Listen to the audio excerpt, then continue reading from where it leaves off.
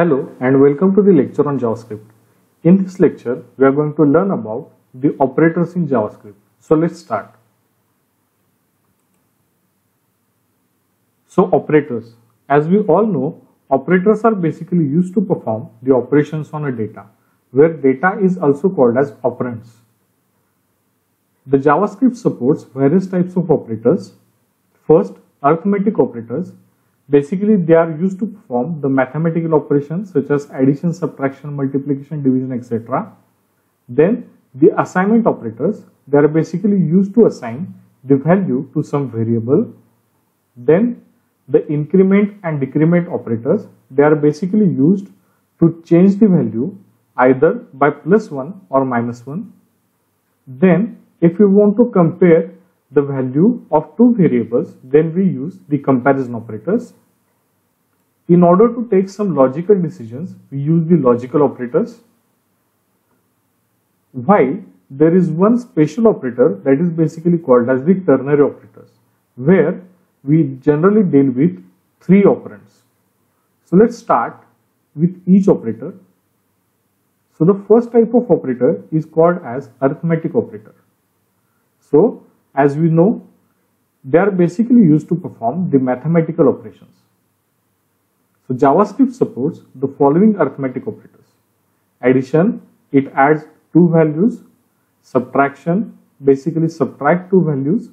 Multiplication, used to multiply two values. Division, they are used to divide the two values. Then, if we divide two values, then the division gives us the actual division between the two values, while if you want to obtain the remainder, then we use this particular operator that is called as the remainder operator. Sometimes it is also called as mod or module operator. Then there is one special operator, this is basically called as exponential operator.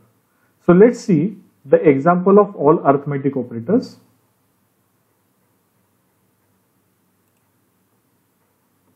So we'll open this particular JS demo folder in our brackets folder. So I'll simply click open it as a brackets project.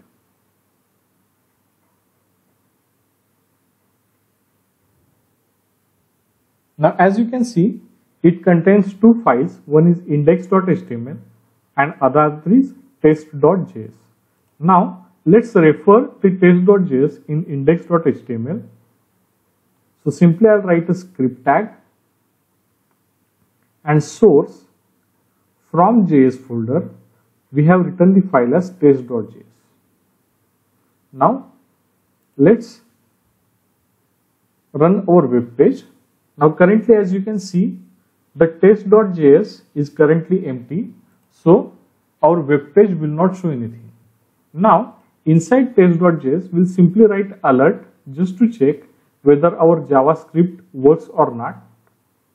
So simply write alert hello, and then you can see it is displaying the alert showing the message hello. It means our JavaScript reference is now working. And now we can see the example of the arithmetic operators.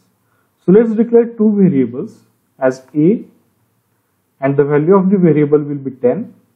Let's declare another variable whose name is b, and the value will be 2.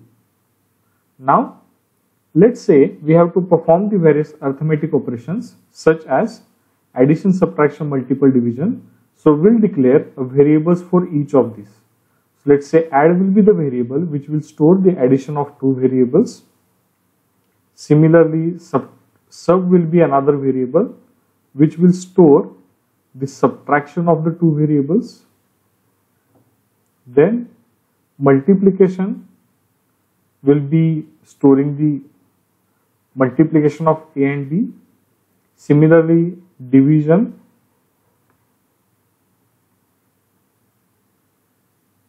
and then module operator.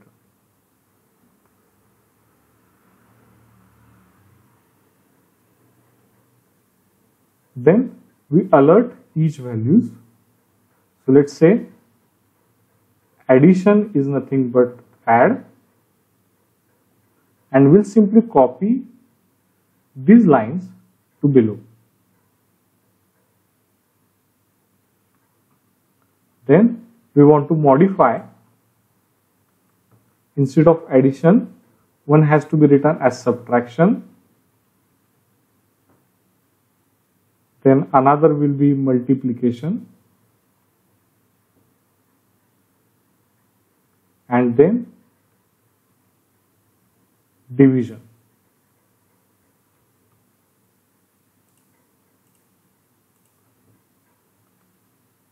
So for multiplication, I have stored the result inside the variable mul. For subtraction, it is stored inside sum, and for division, it is stored inside div. Let's print the result of mod also.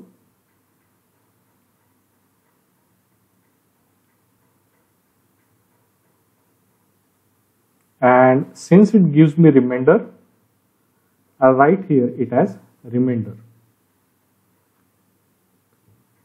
Okay.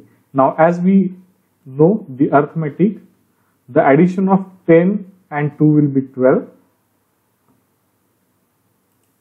Okay. So it should display the 12. Then the subtraction should display 8. The multiplication should display 20. The division should display as 5 because 10 divided by 2 is 5. And when we divide 10 by 2, the remainder is generally 0. So this should show the result as 0. Okay.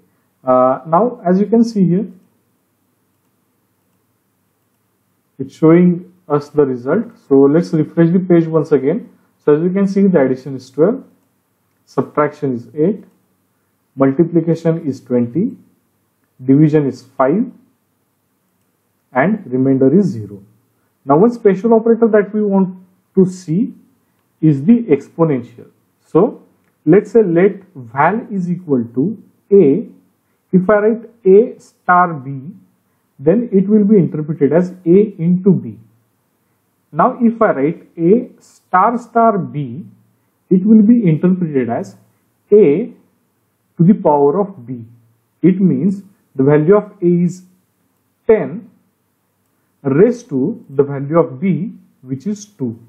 So 10 raised to 2 is nothing but the 100. So let's try to see the exponential value. So I'll write as exp, and the value is stored inside the variable called as val. It's a v in lowercase. Now let's try to see the result. Remainder is 0. Now just we'll hide those other boxes because we are now interested in the exponential sign. So we'll just refresh this page once again. So as you can see, I am saving the page, and now if I refresh it, it will say the exponential value is 100. Why? Because I am doing 10 exponent 2. So 10 raised to 2 is nothing but the 100. Let's try to see what will happen if I write a star star 3. It means it is nothing but 10 raised to 3. Now, as we already know, 10 raised to 3 is 1000. So it will display us the result as the 1000. Let's say what will happen when I write b raised to 3. Now b value is 2 and 2 raised to 3 is 8. So this should display the result as 8. So let's refresh the page. Now as you can see, 2 raised to 3 is 8. Let's say 2 raised to 10. So 2 raised to 10 is 1024. So 2 star gives us the exponential result. So let's back with the operators. Then the plus operator is generally used to perform the addition when the two variables are the numbers. But if the variable is a string, then the plus operator will combine the two strings. That basically called as the concatenation. So plus operator, when it is used with number, then it is used to perform the addition. When either one operand is string, then it gives us the concatenation. So let's say if A and B are the two operands and the operator is plus, then if A is number and B is number, then the result will be number. If either one of the operand, that is either A or B, is string, either one is number and another is string, or one is string and another is again number, then the result will be always a string. Then the result will be always a string. And if both are string, then again the result will be string. Now how this is possible, let's try to understand with the help of example. You can see the example here. Let S is equal to my and string. Now here, this is one operand and this is another operand.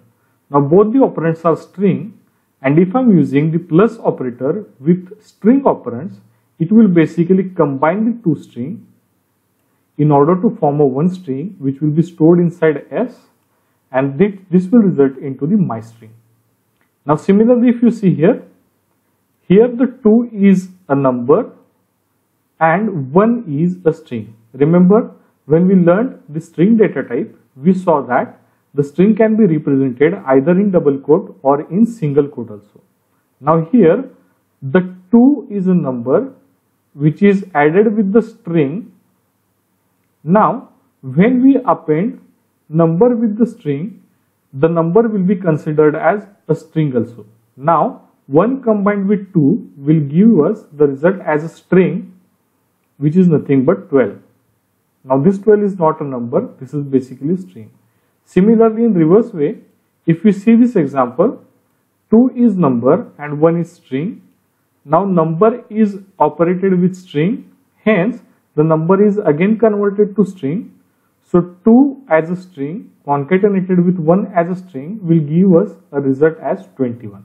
So let's see the example how it works. So we'll use these two operands only. So let's say 10 is a number and now 2 is a string. And now I'll alert A plus B. Now previously you saw when I used 10 plus 2, it was showing the result as 12, but now it will show the result as 102 because 10 was a number but it was concatenated with the 2 which was a string. So the entire result will become a string and it will perform the concatenation. Similarly, if we take it in a reverse way, so if 2 is a number and 10 is a string, again the result will be the same. Okay, so let's say what will happen if we use the two things as a string. So let's say hello Ajay. Now you can see it will concatenate two strings hello Ajay. So if I use number here hello 2647, then it will say hello 2647. So this is, you have to always remember, if plus sign is used with strings, it will combine the two strings. If either one of the operator is number and other is string, then that number is again converted to string, and then the result will be the concatenation of the strings. Then the assignment operator. The assignment operator is basically used to store the value inside the variable. So when we use the assignment operator, the entire expression is divided into two parts. This is called as the LHS and this is called as the RHS. So the value of RHS will be assigned to the LHS. We have already seen this operator in this example. Here you can see the value hello is assigned to the variable named as A. The value 2647 is assigned to the variable B. Now the only thing I want to show is what do we mean by these operators. So n plus equals 5. So when I write A plus equals 5, always remember this is an assignment operator. And how this will be considered? this will be considered as a is equal to a plus 5. So the value of a will be added to the 5, and then the entire addition will be assigned to a again. If I write a minus equals 5, then internally it is considered as a equals a minus 5. Similarly, we have a into 5, a divide equals 5. So let's try to understand with the help of example. So we have one variable called as a, and now we'll write here as a is equal to a plus 10. Now let's try to change this value from string to integer. So a is 5, and if I write a is equal to a plus 10, then we know how this will be evaluated. So how this will be evaluated is as a 15, because value of a is 5, 5 plus 10 is nothing but 15, and this 15 value is again assigned to a. So the value of a finally becomes 15, and when we alert this value, it will show the result as 15. Now the same expression can be written in very short in this way. So a plus equals 10. So internally this means a is equal to a plus 10. So if I refresh this,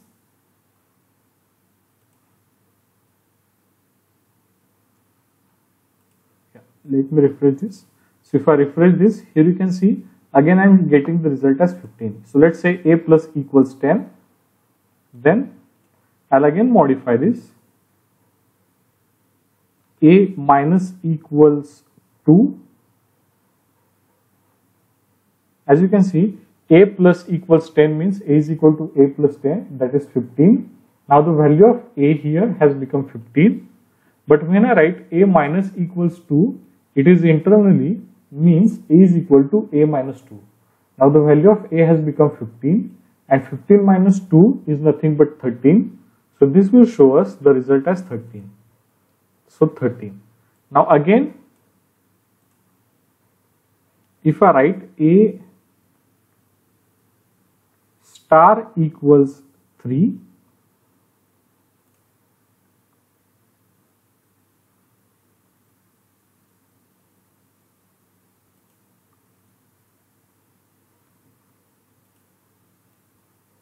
then you can see the value of a has become 15 here. Then 15 minus 2, that will be 13. So this will display as 13. Now the value of a has become 13 here, and now this will make, or this will be converted as a is equal to a into 3. So this will be converted as 13 into 3, and that will be again assigned to a, and it will result into 13 into 3, that is nothing but the 39. So let's refresh this result. So first 5 plus 10 is 15, 15 minus 2 is 13, and 13 into 3 is nothing but the 39. So this is all about the assignment operators. Then the next type of operators are called as the increment and the decrement operators. Now there are two types of operators for each increment and decrement operator. One is called as the pre-increment. So it increments the value by 1. Another is called as the post-increment. It also increments the value by 1. Then similarly for a decrement also there are two types. One is called as pre-decrement and another is called as post-decrement.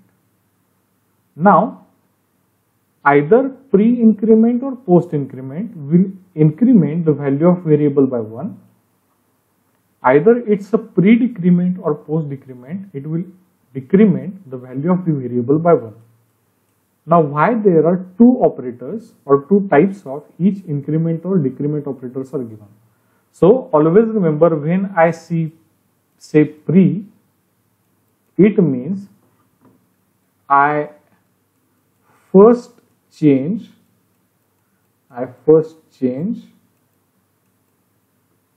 and then assign.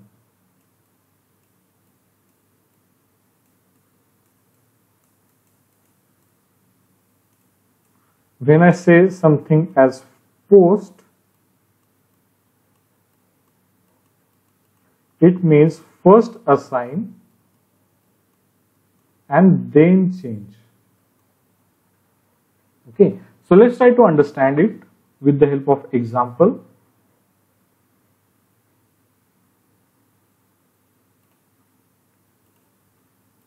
So we'll take A as 5. Then what we'll write here is let B is equal to A plus plus, and then we'll alert A. So we'll say A is equal to the value of A, and then we'll alert B is equal to the value of B. Now one important thing here, the value of A is 5. Now what I have done here is let B is equal to A plus plus. Now the plus plus is given after A, it is called as post increment, and as we already said, post increment is first assign and then change. Okay, so it will assign the value of A to the B first. So the B will now contain the value as 5, and then it will increment the value of A by 1. So before incrementing the value of A, the previous value of A will be assigned to B, that is nothing but 5, and afterwards the value of A will become as 6. Now if you refresh it, as you can see, the value is 6 for A variable, and for a B, the value of B variable is 5. Now if I do exactly reverse, now this is called as pre-increment. Okay. Now let's wait here. So pre-increment. So what does it mean? Pre-increment means increment the value by 1, but while doing this, first change and then assign. Okay, so what it will do, the value of A was 5, but it will first increment the value of A by 1, so it will become 6, and then it will be assigned to B. So both A as well as B will be shown as 6. So this is all about the post and pre-increment operator. So similarly, if you use minus minus A or A minus minus, it will simply decrement the value by 1. Then the next type of operator is basically called as the comparison operators. So as we all know, this is nothing but the greater than sign, less than sign. This is greater than or equal to, it is less than or equal to. Then 2 equals is basically called as equals or comparison operator. Then exclamation mark and equal, this is basically called as not equals. Now, one important thing that you have to remember about all the comparison operators, the result of all the operators is either one of the two values. Either it can be a true value or it can be the false value. If the comparison that we have done is correct, then it will return true. If the comparison that we have done is wrong, then it will return false. Let's try to understand. So let's say we have again the two variables A and B.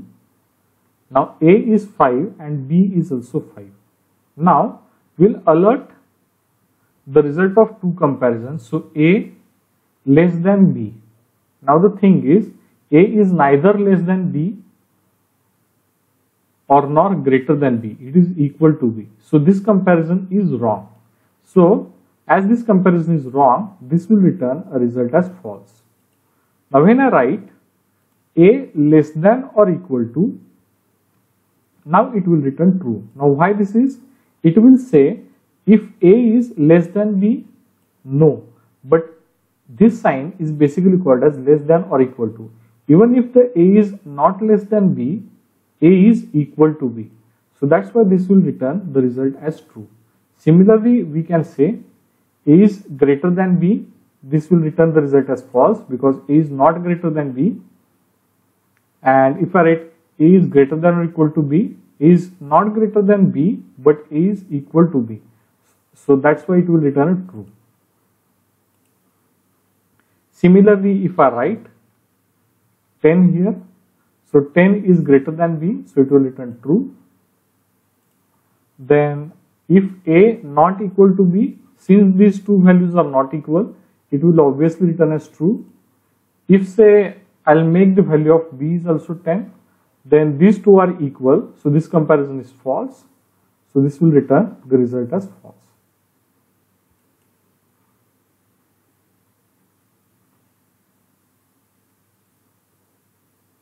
Then the next type of operators are basically called as the logical operators.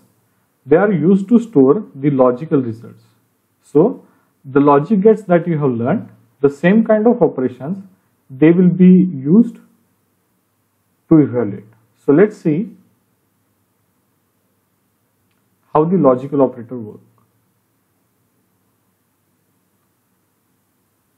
So we know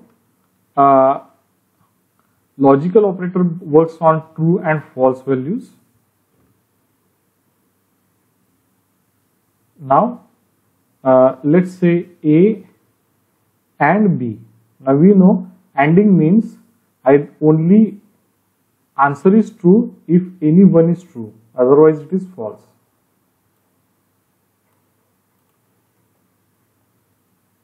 So this is called as logical AND.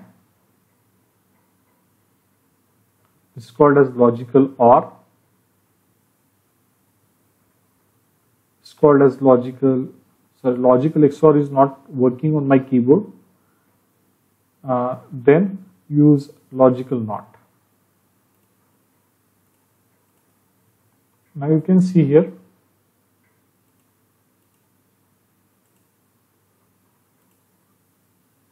first true, second false, the entire result will be false. Then true or false, the result will be true, and inverse of false will be nothing but true. So this is about the logical operators. And now the conditional operator. Now this is a homework for you. You are supposed to find out how the conditional operator work, and you are supposed to find out the maximum number by using the condition operator. So maximum number among the two numbers, you are supposed to find out the conditional operator. So this will be your assignment. So we'll stop here. Thank you.